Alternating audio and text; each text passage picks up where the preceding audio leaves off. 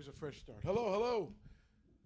I'm your host, Marlon Gardenero. Welcome back to the Divided States of America show. Thank you for tuning in.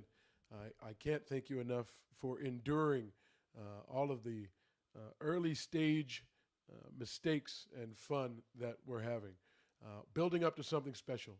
Hope to have this down the road be something that lots of people anticipate and can't wait to hear. We're going to have a unique show today in that the idea, the concept, the show workup came directly from a guest. His name is Jesse from Ohio, and that will be ironic when you see or hear the basis of most of the story today. He sent in a story. He called himself a former Fox News fan. Now he just doesn't watch cable news at all.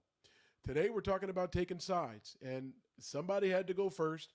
Don't want you to think it's an indication of where I'm at or what makes a difference to me in the media. I try to avoid most of it. But I'm interested in where you get your news sources. I'm interested in where you learn what's going on in the world and why you trust them. But today's episode is about Fox News and taking sides. And ironically enough, I could do this on any media outlet on almost any day. But this one came directly from a viewer in Ohio. If there is a story or coverage or a media bias or media slant you'd like us to take on this program, let me know. But for now, let's get the program started. Welcome to the Divided States of America show, where your host, Marlon Gardenera, takes on the most divisive issues in our divided nation. We'll sort through the best and worst of politics and culture, asking questions and looking for answers that our two-ring, two-party circus has failed to provide.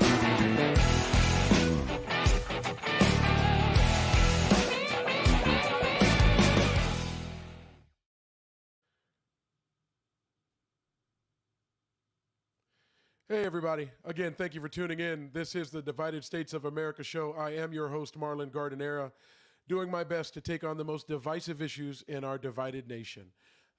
Every day there's something new. So we're going to be here weekdays, noon Pacific, 3 p.m. Eastern, taking on those issues, talking to you about what you think of those issues. You probably have heard enough from me. So we are likely going to make the link available. If you'd like to come on the program today, I may allow that to happen. We're still working through the challenges of producing and directing on my own. So if all goes well, we'll see if we can pull it off. But today's story today's subject is pretty straightforward. A viewer from Ohio, gentleman's name is Jesse. He called himself a former Fox News viewer. Now he refuses to watch cable news at all. Sent this in and said it was one of the reasons he doesn't watch it anymore.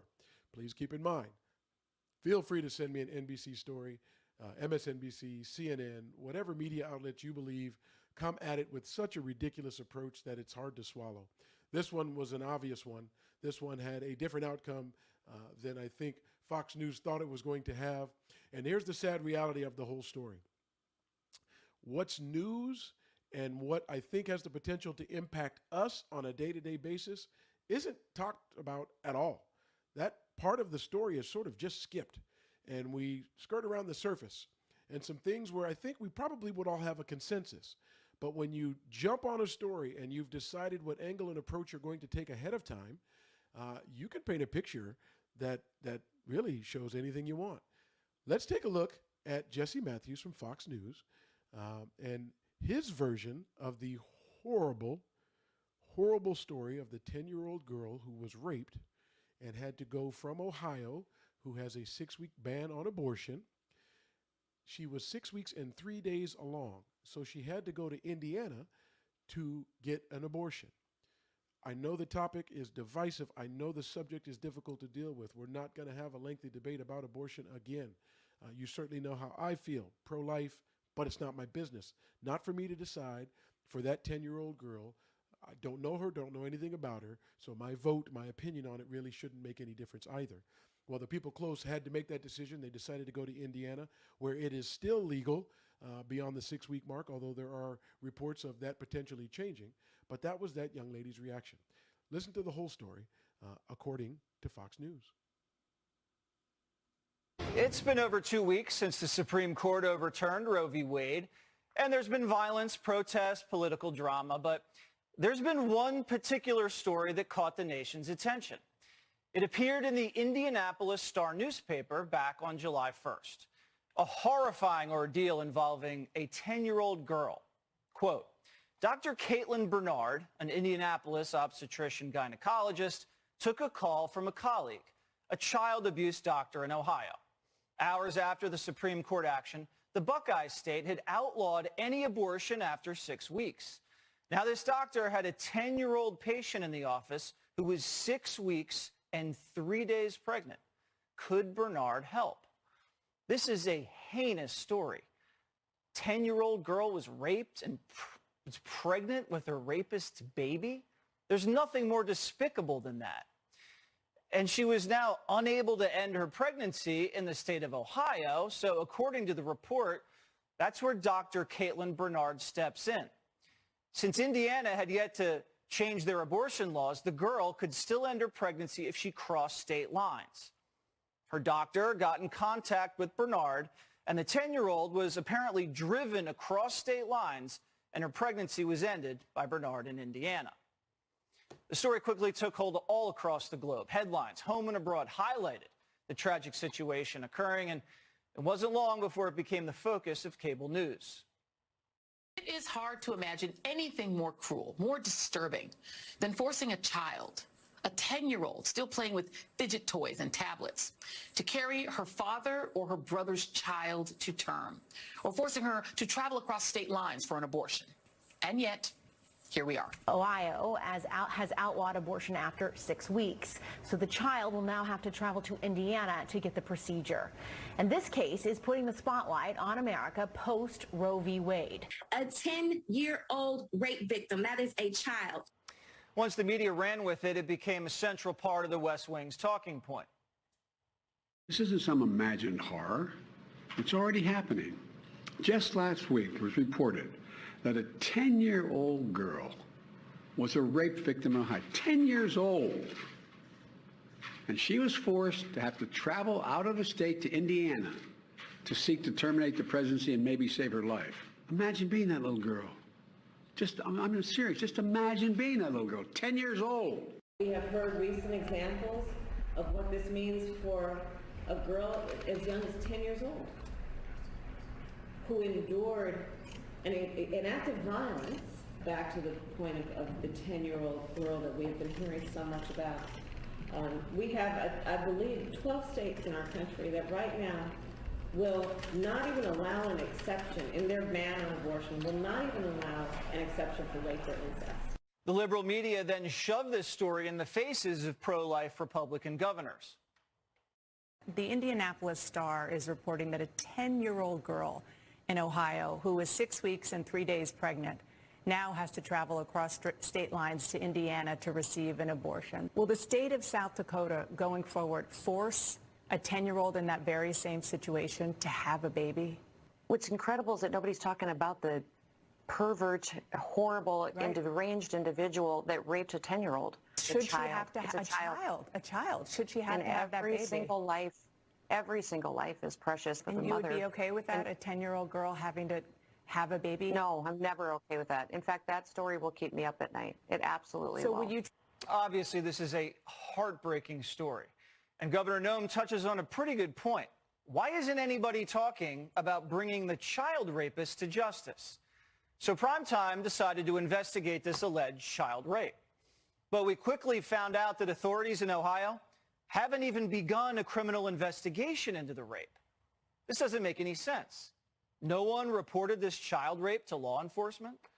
The Washington Post agreed with us and is digging into this too. Quote, under Ohio law, a physician, as mandated under Ohio Revised Code 2151-421, would be required to report any case of known or suspected physical, sexual, or emotional abuse or neglect of a child to their local child welfare or law enforcement agency. But we haven't found any evidence that this child rape was reported to law enforcement or any child welfare system. And neither has the Washington Post. And Primetime called Ohio Governor Mike DeWine's office, and they couldn't find any evidence of investigation or charges being filed anywhere in their state. So we followed up with the state attorney general's office, and they too have yet to find any record on the matter. and we'll talk to the AG about this shortly. Then we called all of the abortion clinics in Ohio to see if they filed a police report about a 10-year-old being raped. None of Okay. I'm going to stop it there, about halfway through. A couple of things came up that I'm always curious about when the news, as we believe, is reported. Now, I understand the difference between news and opinion. I understand commentary and facts. What is often lost is the switch between the two. Obviously, the things I'm going to be talking about tend to come from my opinion and or your opinion. And the reason we do that is because I don't have a staff of people who are able to on-site verify what happened. Or do I have a staff of people who can call and get verified information, confirmation of the things that we're going to talk about? So it should be pretty clear that when I'm talking and when we have people on, for the most part, unless they were actually involved in the event, it is purely their opinion, their speculation, their idea of what potentially happened. But as this story progresses, you're going to hear the word hoax. You're going to hear the words not verified. And what you won't hear is the words yet. Not going to happen. So I guess the question is going to be, we understand the media takes sides. The media is a business. They do it for profit for the most part. I happen to be an NPR listener. I listen to public radio as often as I can. And as I hear over and over again, even NPR has a slant. It's more liberal. So be it. The parts of the news that I like is at the top of the hour where they literally just tell me the facts. And occasionally I'll feel like a fact is being sold to me in a way for me to draw a conclusion. But more often than not, they just tell me the facts at the top of the hour. And then if you continue to listen to the programs, you're going to hear different opinions from various people, sometimes both sides, sometimes one side. That's their prerogative to do because they're producing the programs for an audience that they believe will support their program. For public radio, they send donations. They need money to make it happen. For Fox News, for MSNBC, for CNN, I don't care about their ratings because I don't watch any of the three of them almost at all. If there's some breaking news and something crazy happens, I would like some information from it. And since they're 24-hour outlets, they tend to do that. And it's fine until they get to the talking head part where I'm not necessarily always as interested in folks' opinions about it. Sometimes I am. Sometimes I'll listen. I don't have favorites or this person or that person. I take what they say and I decide for myself what I think. But this is going to start to get clear that a side was taken. And I don't know Jesse Matthews to be a crack reporter where I should believe every time he talks, he has verified any aspect of what he said. And I'll just put into question a couple of things. Starting with, when the media ran with this story and started saying that a 10-year-old girl, in fact, had been raped, in this case, Jesse Matthews wants you to question that. Did it actually happen? Then he jumps to President Biden. And you all have noticed I've done my best to stay away from Biden and Trump. Don't need to go there yet. If I was just looking for an audience, I would say all the things one side wants to hear, and the people who agree with me would start piling on, and they would tell their friends, and this guy's onto it, and man, this guy's good. Now, that's not why I'm here. I'd actually like to have the conversations with both audiences. I'd like people who support one or the other to be on and answer questions about the things that we hear out there. But in this case, where the information is being fed to us, and we know viewers tune into Fox, we know they tune into CNN, and we know they believe what they're told. So the truth of it all can be lost if they forget that both sides of that issue speak to their audience to grow it and sell more ads and make more money. It's just that simple. It really is that simple. How else do you fill a 24-hour news channel? There are a lot of new things that happen, but they don't have enough reporters in the world to get it all out to you. So they report things for a little while, and then they talk about it endlessly. That's the only way to do it. It's the only way to survive. It's the only way, quite frankly, to fill all of the airtime. But in this case, the first assumption is that Biden took up this story and actually said it when he was taking executive action on abortion. We know where he is on it. We know he wants to do things to federally protect a woman's right to decide for herself and receive that health care as they perceive it. We're all clear on that. But he makes the assumption that Biden only jumped on it because the media reported it. There could be a different reality. Maybe they had more information and had more reason to believe the story. So they put it out there. Did they put it out there for political purposes? Of course they did.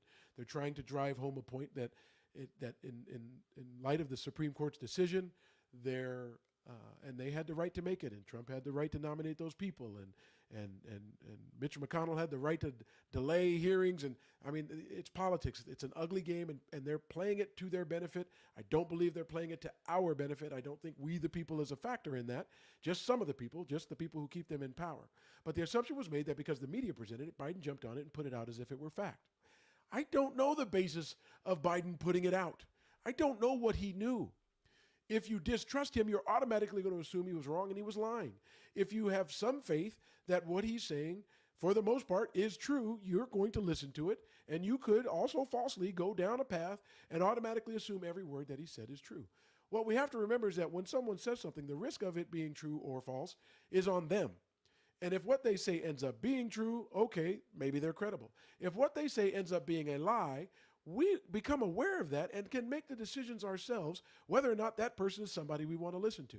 Now, I will add a piece of commentary where we've known that people have lied and have lied many, many, many, many times, and people still ignore it. So when those same people jump on someone else and automatically make an assumption about them lying or not, I do find it ironic because those same people weren't calling out lies for people they agree with. So this goes back to the media taking sides. One way or another, they have an opinion. They've got something to sell, so they sell it. The fear, though, is we are a divided nation. And since none of us have a staff of people to get our information, the primary source of that divide is two things. Number one, where you get your news. And my question for you is, where in fact do you get your news?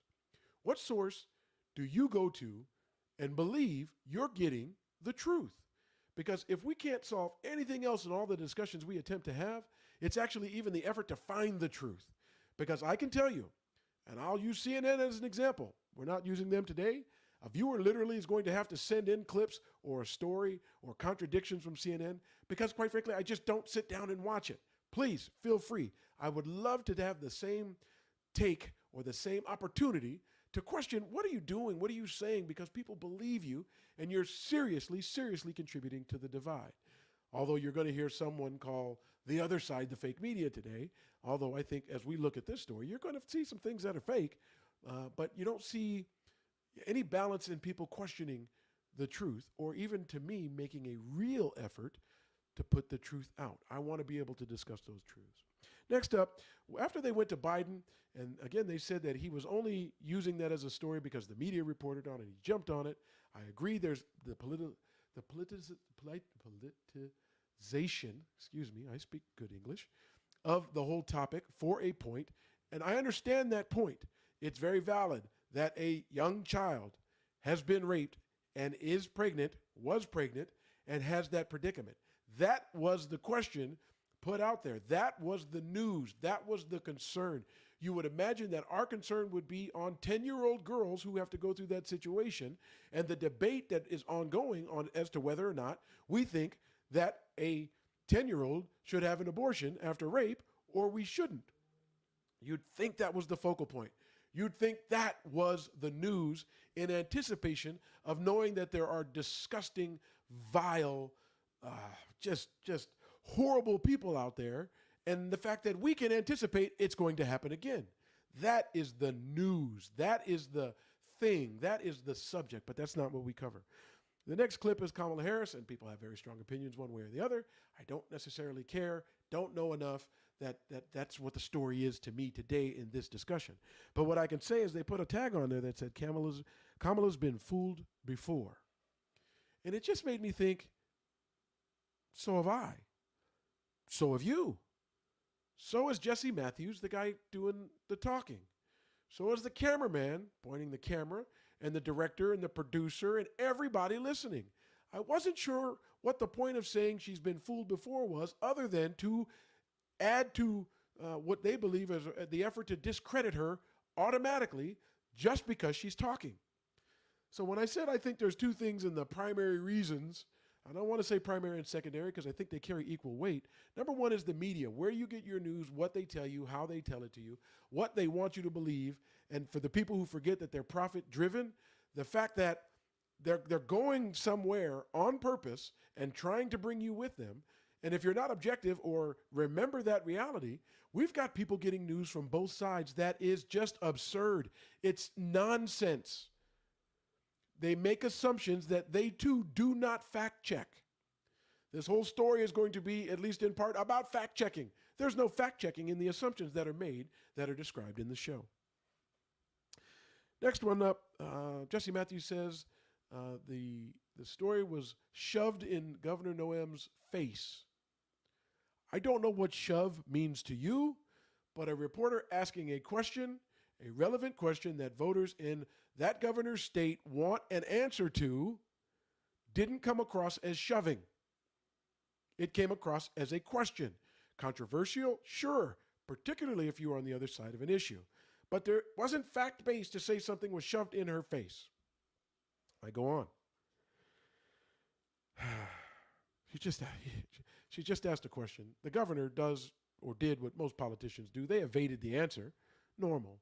But just the rendition to discredit and sway and slant, it's just every day. It doesn't matter what segment you turn on. Just turn it on and you're going to see it. And I don't want you to forget that. Because if our goal is to have real discussions about the divide in America, we have to talk about the sources of the divide. We have to talk about the actual information that I guarantee you will divide people.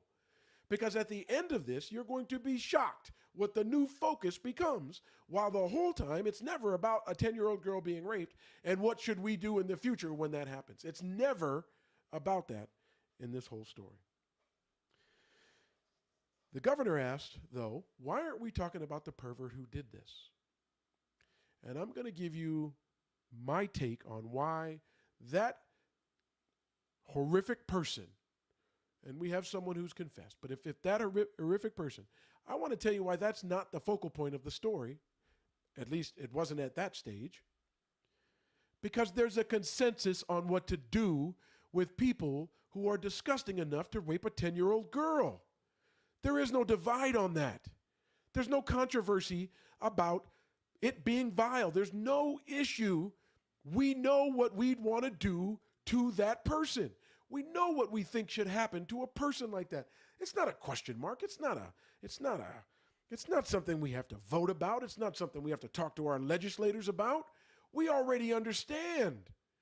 That's why it's not the news. It's not the focal point. Sure, needs to be attention. Who did this? Why did they do this? What's their background? You know, what's the likelihood or the profile of people who are going to do this in the future? I get it. No problem. To me, the story still was that tough scenario for that little girl. I know where my stance is, but that little girl's still going to be in that situation, and I've already made clear my stance is not their family's stance. It doesn't have to be. So you just have to take it up. As he goes through the story, he's telling you there's no evidence.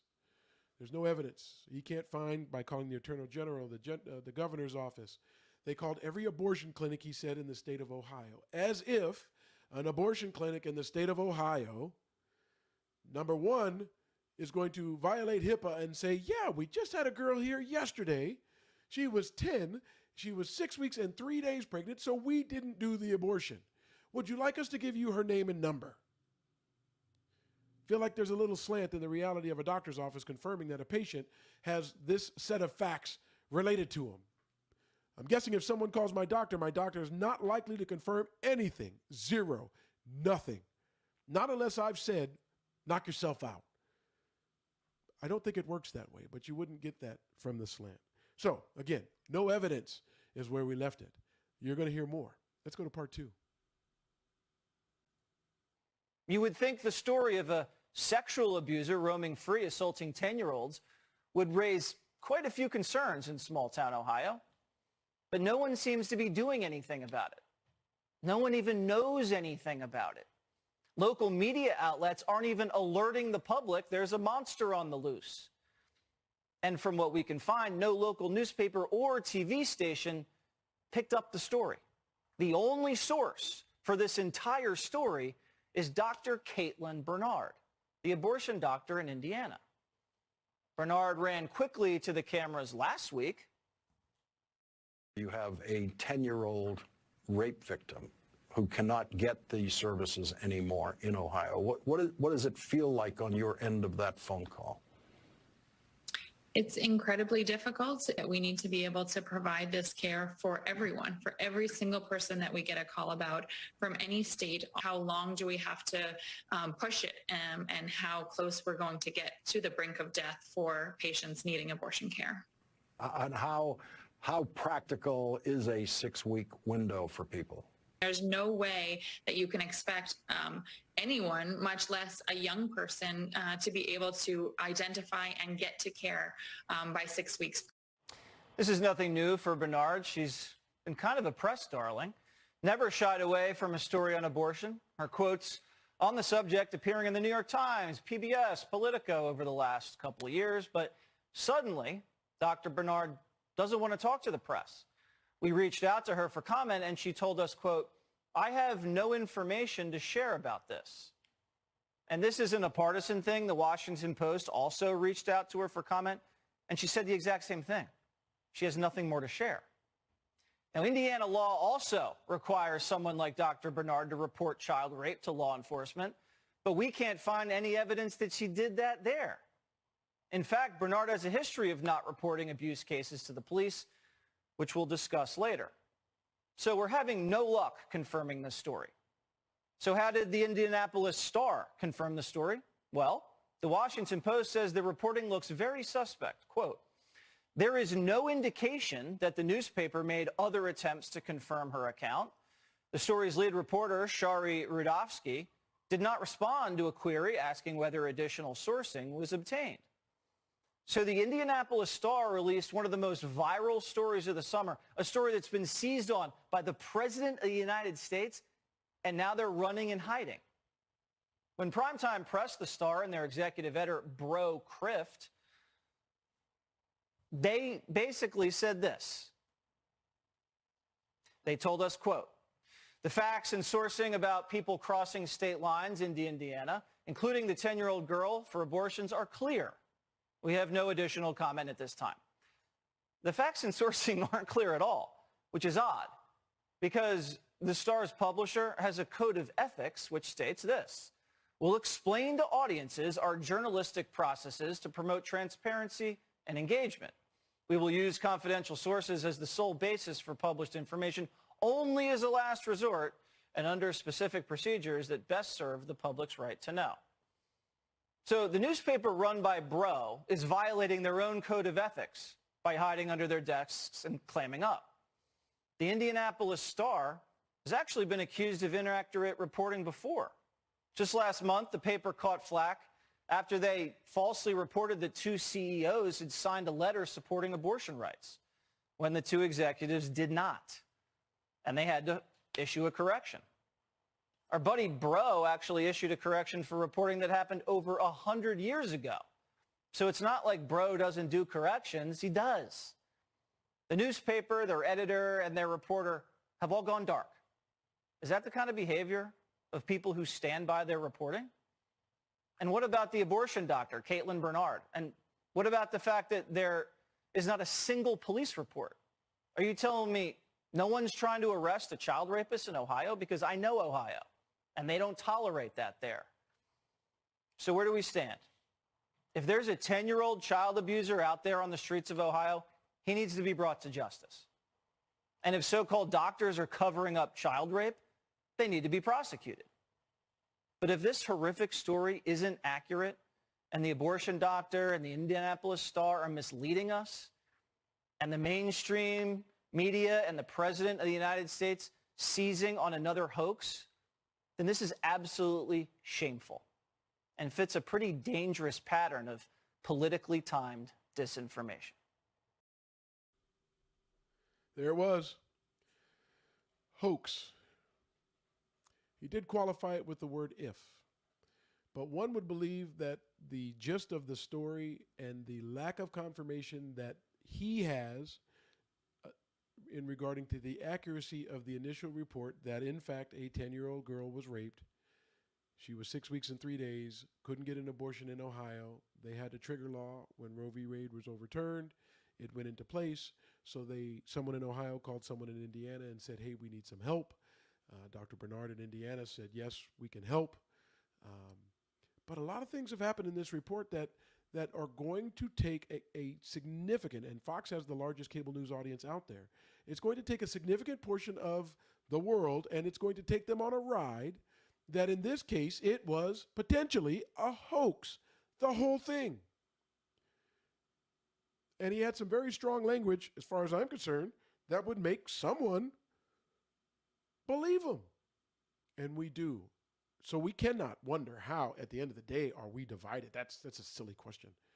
We're divided because our source of information, both sides. This isn't a let's go after Fox today and CNN's great and MSNBC is doing wonderful. No, I don't watch any of the three. I do watch occasionally for entertainment value because I know as I watch, I'm going to get splashed. It's like the splash zone at SeaWorld. I'm going to get splashed with slant. I'm going to get splashed with their effort to appease their audience to continue to get advertising dollars in the door. I know I'm going into the splash zone. But again, this one was sent to me, ironically, from someone named Jesse in Ohio, who was a former Fox viewer, who doesn't watch cable news at all, who said, man, I used to believe this. I used to listen to this guy and think that this guy was telling me the truth night after night after night. And we already have little incidences where, number one, the point of the story isn't the young girl. It isn't the reality that people may have to face in the future. Hell, he called shoving a question of, what would you do as a governor for future 10-year-olds? He called that shoving something in someone's face when that probably would have been, at least for the people of that state, the most interesting and fact-based information available. Yet, he made it seem as if the question was inappropriate to ask a governor. I don't know. I would like my governor to be accountable to me. We went back and forth. I got the answers I was looking for. Don't know why a reporter couldn't ask a question and get that answer. But I guess one of the first things that comes up is they put the slant to who reported this to Child Protective Services or law enforcement. If someone broke the law and didn't report when they were supposed to, how they're supposed to, they should be held to account. Period. They should be held to account. And they may, speculation, on their end, been making purely 100% a principled decision, principled in their mind, that maybe they wanted to make sure that the young lady got access to abortion services first and then report. Because the reality is, in Ohio, it was illegal. We all know people are having the discussions, can you go to another state? Our legislature is going to try to make that a crime. Is it going to be even possible for them to make it a crime? Is the person who talked in Ohio to somebody in Indiana culpable for what ended up happening, which was an actual abortion? Does that person have the risk of going to jail? There's so many questions in light of the fact that the Supreme Court decision is very new. Although anticipated, it's new. So you think that could have played a principled role in the eyes of the people who did or didn't call? Because I know we don't have the exact details. We don't have the exact information. But could their top priority have been making sure this 10-year-old girl doesn't carry the child of a rapist? Could that have even been a factor? And did Jesse Matthews in any way try to verify what he was saying? Because he speculated what was going on. Just because he couldn't find it didn't mean the information wasn't there. One can appreciate that he used the Washington Post, who he believes is the opposite end of the spectrum politically than him, to verify that they too couldn't find the information they were looking for. But what neither said is it, in fact, did not happen because we have proof of that. That's where the slant comes from. That's where the bias in the media, that's where we get our information. We take it, we run with it, and we go have conversations with friends and family, or we go talk to people who we know agree with us, and we go on these rants and we feel good and we think the other side is so stupid. What if the delay, and maybe illegal, and the people should be accountable if it is, was to ensure that they took care of the young lady's immediate need first? And I don't think that finding whoever did this wasn't a significant priority. But I don't have the details to say that they didn't know who he was and where he was, and they thought they could get to that after they took care of a really difficult situation in a state where it's illegal. My point is, all of these things get left out in reporting when they could just tell us. We haven't been able to verify the facts of a report coming out of Ohio and Indiana about a 10-year-old girl who was raped and wants an abortion. We're digging into more details. As soon as we have that information available, we'll get back to you. Well, that doesn't sell ads, and that doesn't keep the air filled with something to sell ads. But that's what we listen to. That is the primary source of the divide to me, coupled with the fact that we just believe it. We believe it because we want to. We believe it because we think they think like us, so they must be right. What happened to the truth? What happened to not judging a book by its cover, or waiting for more information, or taking a measured approach to determine if something was in fact true? What happened to the truth? I understand in this country money is a higher priority than a lot of things. You could go to the climate change subject, and while I'm in favor of a transition and not forced, we have to do this today, give up your car, the world's coming to an end. But I also understand that there are people on the other side of it, like farmers, or people dealing with extreme weather, or people living near coastlines that won't be there. I understand that there's two sides. The discussion in between doesn't necessarily happen. We just go with the side that we think makes the most sense. I want gas prices to be down. I don't care what happens to a farmer tomorrow. That's the world we live in. That's why we have the divide.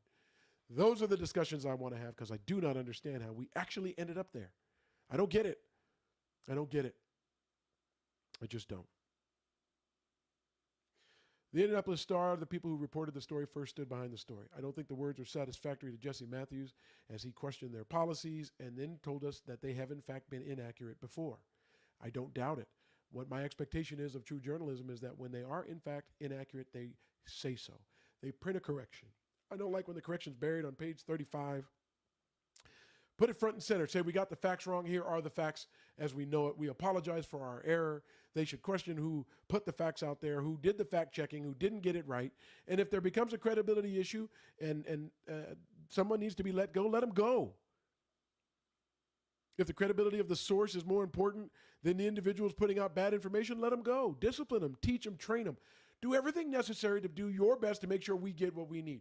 We know people are going to make mistakes. We know people are going to be lied to. So we have to leave some wiggle room for the human factor, and we don't in these things. In this divided world, we just go with what we want to believe, and we don't care about the facts. It's ridiculous. It's why we are where we are. One side reports it, the other side just takes it in and runs with it. Don't question why we are where we are. It's obvious. Again, the Indianapolis Star stood behind their story. Jesse Matthews said they had been inaccurate before. I believe that. My question is, has Jesse Matthews been inaccurate before? And I guess I should say before this, because it wasn't a hoax. The rapist has been arrested, and he has confessed to the crime. I guess it's not a left-wing liberal media hoax that was politically timed against a serious issue. It is a serious issue. What do 10-year-old girls who are raped do? Do you feel that's been decided, move on? No comment? No plan, no approach for the 10-year-old girls of the world? Again, I'm pro-life. Not my decision, not my daughter. If it was, which one of you do you think I would be asking what I should do with my daughter? Let me be clear, none of you. If I had a daughter, I would be talking to my wife and her doctor. I wouldn't be talking to any of you, which begs the question, as they go on and make the story about when it was reported, the issue, rather than maybe they went down the road they went because they wanted to make sure she got the services they believed she needed in a state where it was legal, but they were dealing with the complexities of, is it a crime because it was initiated in Ohio? She lived in Ohio. There's so many questions out there. But the fact remains something needed to be done in their eyes, so they went ahead and did it. Then it was reported. If it was illegal to report it after the fact, if there should have been a different priority in your opinion, I understand that. If someone should be held to account because they didn't report it when they should, hold them to account. I'm not looking for an excuse. I'm not looking for an out. I understand there are extenuating circumstances potentially, and people may have, out of their principle, thought the girl is more important than that. Maybe they knew who the that was and where the that was going to be, and they knew they could get to him in a day, in an hour, in a week. I don't know. I do know they may have thought the girl was the priority, so that's what they did first. So to spend 10 minutes and 34 seconds talking about whether they could find the report or find out if it was true. They should have talked about the girl and what she should be doing, what she's going through, what other 10-year-old girls are going to have to go through in the future. Even to someone like me, who wants some backup and support as to why something can't and shouldn't be done for that 10-year-old girl. My backup and support is my faith. It's my belief system. What about the backup and support for the people who don't share it? That is news.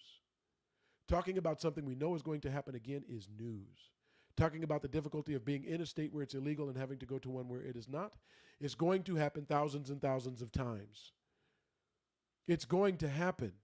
What do we do about that? To me, I'm not their editor, certainly their prerogative, but if I were going to spend 10 minutes and 34 seconds at the end, I wouldn't call it a hoax unless I knew it was. I wouldn't say it was a left-wing liberal media plan, politically timed, unless I knew it was. I wouldn't tell you the motivation of our president of speaking on it. I wouldn't tell you a person has been fooled before, unless I were willing to acknowledge that I've been fooled before, countless times, just reality. Come on. The hoax part was my best. Okay, now that we know the hoax wasn't a hoax, it actually happened. This girl is going through that trauma. We don't know anything from this outlet, from this person, through this report about what 10-year-olds should do moving forward. We do have their reaction when they realized it wasn't, in fact, a hoax. Guess whose fault it was? Biden, an illegal immigrant, and the doctor. Let me say it again. Biden, the illegal immigrant, and a doctor. Supreme Court wasn't involved. The state legislators imposing their primarily male beliefs on what a female should do with her own reproductive system and health care, none of that. They play no role. Pushing this side of the story without any effort to be balanced. I think they used to say they were fair and balanced. I stopped watching a long time ago. Maybe they've reached that. They just didn't do it in this one. Yes, send me the CNN story. I will feel as passionately about nonsense from them too. Send me the MSNBC story, although I can tell you this about MSNBC. I was a techie at one point in my life, so when MS and NBC got together, I thought there would be some component to it that would take advantage of the technology and the internet, and quite frankly, maybe there was, but in the beginning, I couldn't tell. So I haven't seen an MSNBC program, not a snippet, not a segment, not a show, I'm guessing in 20 years. 20 years. I don't know what channel it's on. It's not where I get my news. It's not. I read the Wall Street Journal. I read the Washington Post. I read my local paper. I tried to read local papers in the areas where stories are happening because they've got people on the ground, original reporting, actual sources, actually talking to people involved. I listen to NPR. I'm entertained. I also get at the top of the hour actual news stories. They've got podcasts, like if I miss something, I can go back. So that's just my personal preference. I am curious where you get your news. Where does your information come from? If you get it from a place like Fox and CNN, do you remember that it is for advertising purposes to get people who like what they have to say, who believe the messages they give? Are you one of those people being drugged by the nose and believe that stuff regardless of whether or not it, in fact, was fact-checked? Jesse Matthews, how much of your story was fact-checked? Because you got it wrong. It wasn't a hoax. Politically timed? No, don't think Biden had anything to do when the timing of this rape. The reporting of it, I don't know who originated it. I think it was Dr. Bernard. Maybe she was politically motivated. Maybe she was motivated by having dealt with 10-year-olds who've been raped. And I'll say this about Dr. Bernard. It sounds like maybe she's done something wrong in the past. But what I'm sure is this news outlet thought just because she was an advocate for abortion and 10-year-old girls who've been raped, she is discredited. If we really live in America where someone, by virtue of a single thing, is otherwise completely discredited, and maybe abortion is that issue for you, we don't have to ask why we have this divide. That's a silly question. We know why we have the divide. We have the divide because we cast judgment with no information. We don't even blink. We don't hesitate.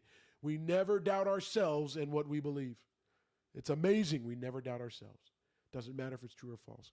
One day we'll go back to searching for the truth. Here's the Fox News follow-up when they realized it wasn't a hoax. There was a rapist. There was a 10-year-old girl. She went from Ohio to Indianapolis. Someone did, in fact, report it to Child Protective Services. Don't know who. Could have been a doctor, because they're going to spend a considerable amount of time blaming the doctor and not talking about 10-year-old girls in this situation. Here's the second half, the follow-up from Fox News. Primetime covered this story heavily on Monday, put on the pressure, and now we're glad that justice is being served. Why isn't anybody talking about bringing the child rapist to justice? Are you telling me no one's trying to arrest a child rapist in Ohio? Because I know Ohio, and they don't tolerate that there. If there's a 10-year-old child abuser out there on the streets of Ohio, he needs to be brought to justice. And if so-called doctors are covering up child rape, they need to be prosecuted. Ohio detectives did their part, but there's still a lot of unanswered questions, besides the girl not needing to cross state lines to Indiana for the abortion, and whether the alleged rapist's immigration status played any role in the cover-up. Caitlin Bernard, the abortion doctor who performed the operation in Indiana, has a legal requirement to report the abortion to both Child Services and the state's health department, because a 10-year-old isn't able to give consent and is therefore a rape victim. And from what we can find out so far, this Indiana abortion doctor has covered this up. Failure to report is nothing new, though, for Dr. Bernard. According to reporting from PJ Media, she has a history of failing to report child abuse cases. And our sources, as Trace mentioned, are telling Fox that Dr. Bernard's employer, Indiana University Health, has already filed a HIPAA violation against her. So, is a criminal charge next? And will Dr. Bernard lose her license? Let's ask the Indiana Attorney General, Todd Rokita. So what's going on, Todd? Jesse, thanks for having me on, but I shouldn't be here, right? I mean, first of all, this is an illegal immigration issue because likely of Biden's lawlessness at the border and everything going on down there. That's why Indiana, as a non-border state, has actually filed several independent lawsuits on that. Then we have the rape, and then we have this abortion activist acting as a doctor with a history of failing to report. So we're gathering the information, we're gathering the evidence as we speak, and we're going to fight this to the end, including looking at her licensure if she failed to report. And in Indiana, it's a crime to not report, to intentionally not report. So what kind of a crime is it to not report a child rape to state authorities? And then tell us why it's a crime not to report. Well, of course, because this is a child, and there's a strong public interest in understanding, you know, if someone under the age of 16 or under the age of 18, or really any woman is having an abortion in our state, and then if a child's being sexually abused, of course, parents need to know, authorities need to know, public policy experts need to know. We all need to know as citizens in a free republic so we can stop this. This is a horrible, horrible scene caused by Marxists and socialists and those in the White House who want lawlessness at the border. And then this girl was politicized for the gain of killing more babies, right? That was the goal. And this abortion activist is out there front and center. The lamestream media, the fake news, is right behind it. And unfortunately in Indiana, the paper of record is fake news. And they were right there jumping in on all this, thinking that it was going to be great for their abortionist movement when this girl has been so brutalized. It really is a tragedy. Thanks for coming on, and please keep us posted on what's going on with this abortion doctor and whether or not she's going to face any sort of scrutiny. I'm not letting it go. Quick question. Isn't Fox's spin on this for political gain, for their agenda, to support their listeners, their watchers, and their advertising dollars? I understand the pot calling the kettle black, but I can't imagine being the person saying they politicized this. They were pandering to their audience while you're politicizing it and pandering it to your audience and not being accurate, not having been fact-checked yourself. Let me remind you, you're listening to the Divided States of America show. I am your host, Marlon Gardenera. A viewer, Jesse in Ohio, ironically, since Jesse Matthews is the Fox News host, said he was a former Fox News viewer, no longer watches any cable news at all. He used to believe this stuff. I don't know what made him take a step back. I asked him to come on the program. He said he didn't want to do that. Too many friends and family might judge him harshly. for admitting that he's no longer a Fox viewer. I'm sure the exact same scenario, the exact same story happens on the other side.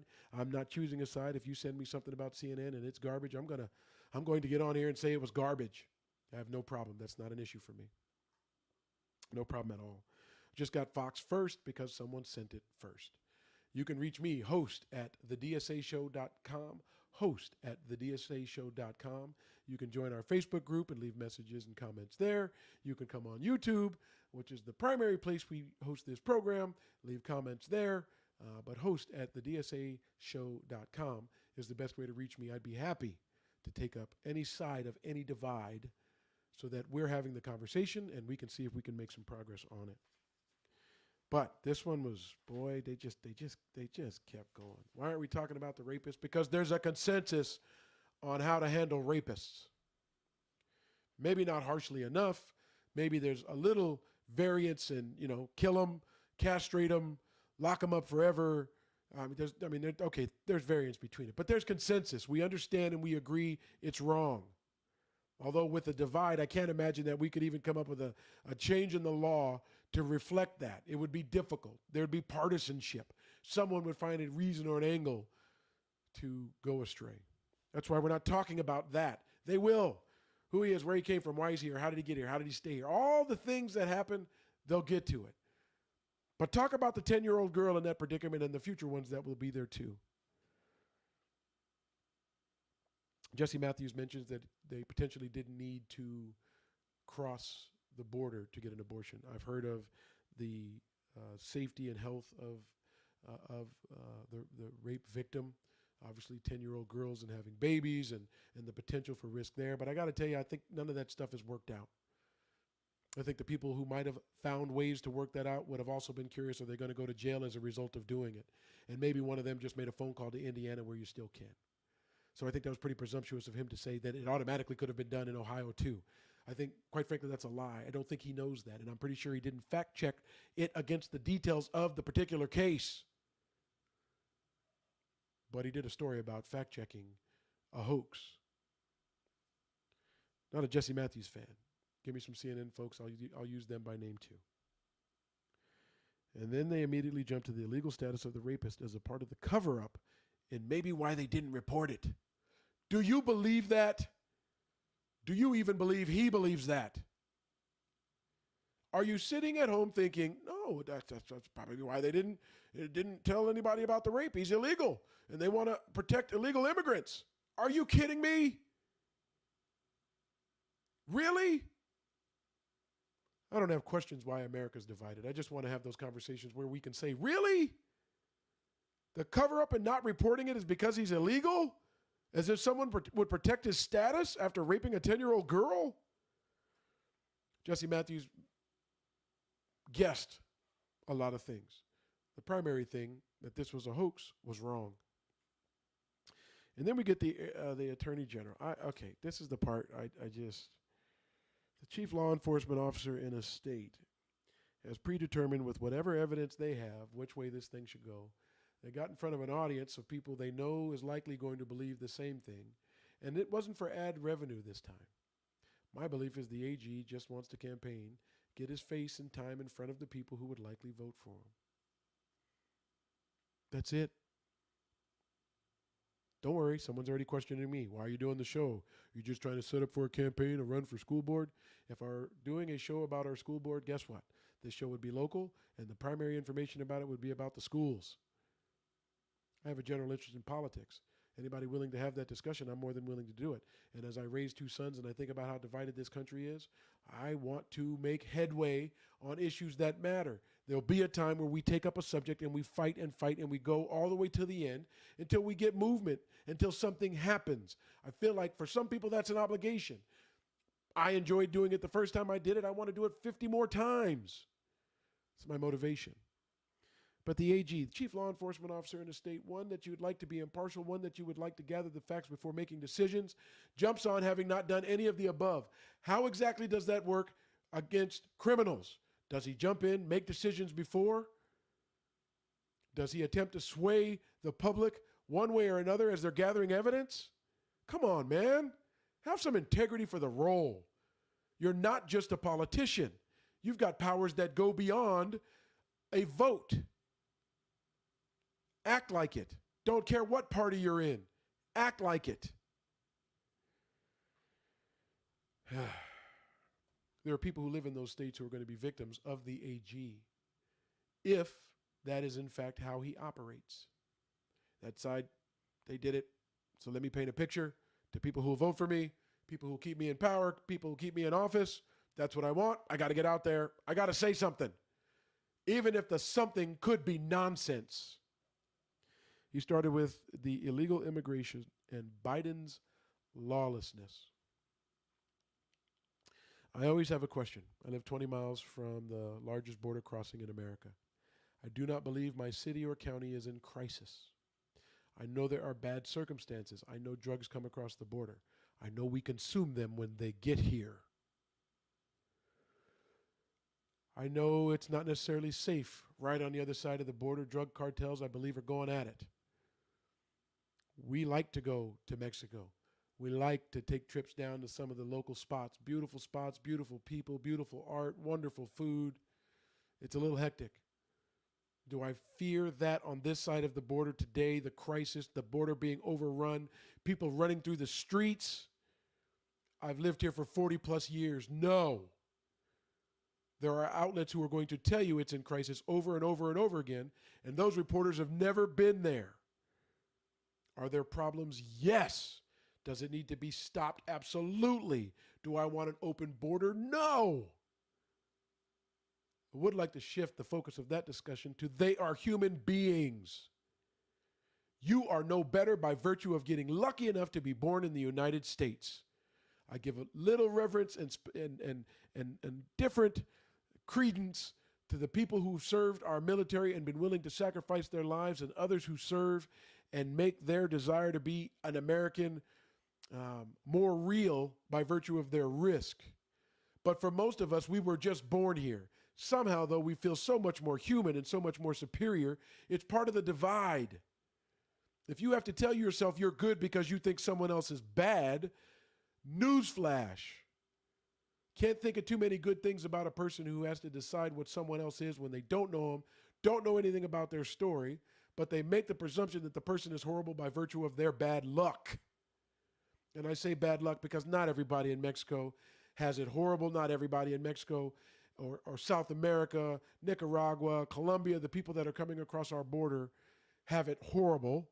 But there are people who do. And many of them are willing to risk their lives and the lives of their family to get a better life for their family. And we dehumanize them. As a matter of fact, we have a history of dehumanizing people if they don't look like us. That's part of the divide. It's just part of the disgusting divide. You were lucky. Stop patting yourself on the back for anything other than that. You were lucky. I am proud to be an American. I enjoy the rights that we have. I have to pay taxes. I contribute to society as best I can. I volunteer endlessly. I want to do what it takes to be a proud American in this country. I do not want an open border. But when you go straight to Biden's lawlessness at the border, it reflects that you haven't been there, and that customs and immigration enforcement, it's as if they don't exist. It's as if they're not risking their lives to stop it. It's as if they all went home and they're working remotely behind a computer to control the border. They're not. They are there. I've done work on the border to improve the conditions, to make it easier for our Border Patrol to do their job. So as you prance around on the media saying it's an open border and lawlessness, I understand there are things you don't agree with. I understand you might think to do more. But the reality is there are people down there every day defending America. Stop taking them for granted. And stop talking about the person who's literally just trying to make sure they can feed their family as if that person is a dog. They're a person. Well, we have laws. Sorry, we break them too. I don't know that everybody in America gets vilified for breaking the laws, quite like a doctor who was more worried about taking care of a 10-year-old girl and the vilification of that person because they believe in something other people don't believe, rather than what did the girl need first? In any part of that story, was that the priority? I didn't hear it. Maybe I missed it. The governor, Attorney General, he said the Bernard was acting like a doctor, but she's an abortion activist. We have those. In the divide, we have two sides, people who believe two things, and they push for what they believe. If she's done something illegal for what she believes, she should be held accountable. She should face a jury of her peers and go to jail if she did something wrong. But the idea that she shouldn't, by virtue of the fact that she's an activist. The Attorney General sounds like an activist too. Sounds like an activist for his political party and or the likelihood of getting votes to stay in power.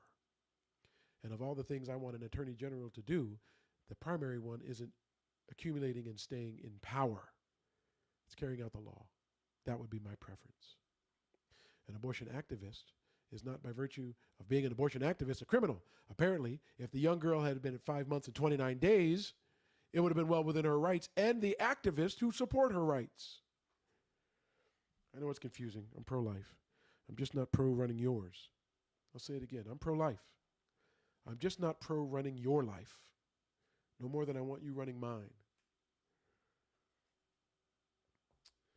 I'm stuck on the lawlessness at the border. There are Border Patrol there every day. I've got friends who work for Homeland Security. Pretty sure they go to work every day. I'm pretty sure they work their tail off. So you can sit comfortably and say it's lawlessness and chaos. They keep it from being that. Are there a lot of people who want to come into the United States of America? Yes. You could list 50 reasons why they want to come here. All of us can. What you can't list is 5 reasons how they affect your life.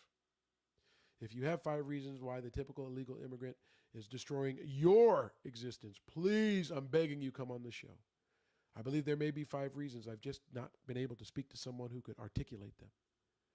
I am welcoming someone to come on the show as they dehumanize undocumented immigrants trying to come in the country. What impact do they have on you financially, personally, at the grocery store, at your job? Tell me. I'm not closing off the reality that there is a real potential. And some of you are asking the obvious. One of them maybe just raped someone. Newsflash, Americans rape people too.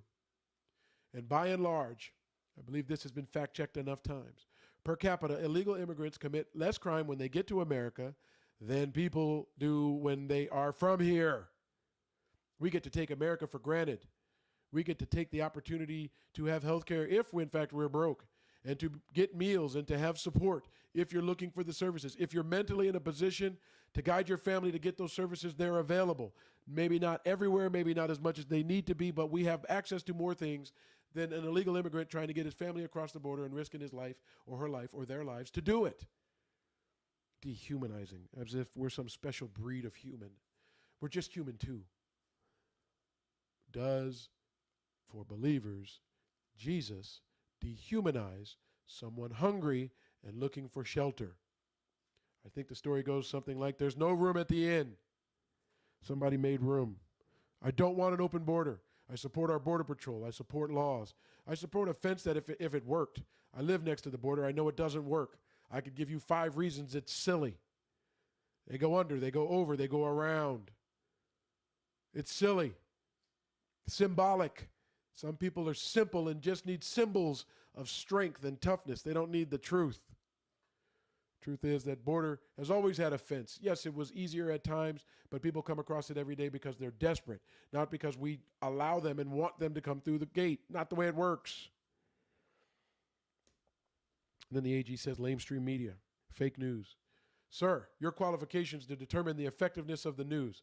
My guess is you determine it based on politics and viewers who support you.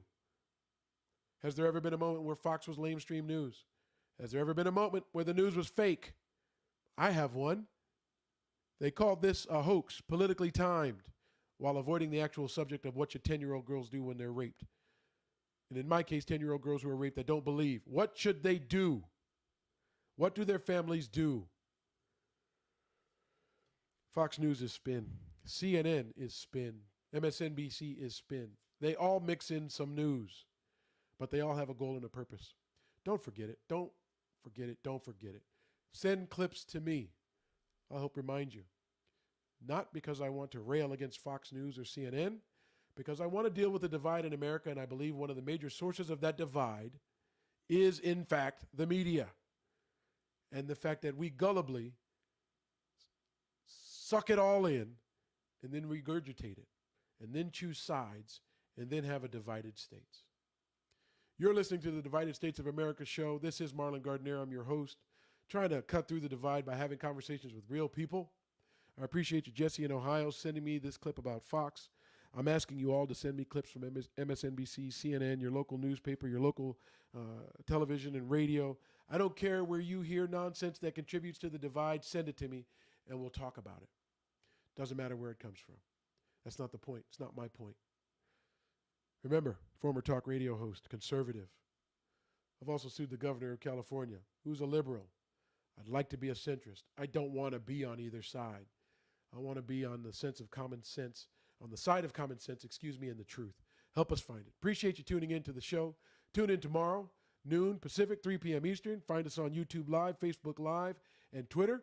Podcast will be available this weekend. If you missed episodes and you want to hear it while you're on a walk, at the gym, on your way to and from work, just hanging out. Want to hear a different perspective.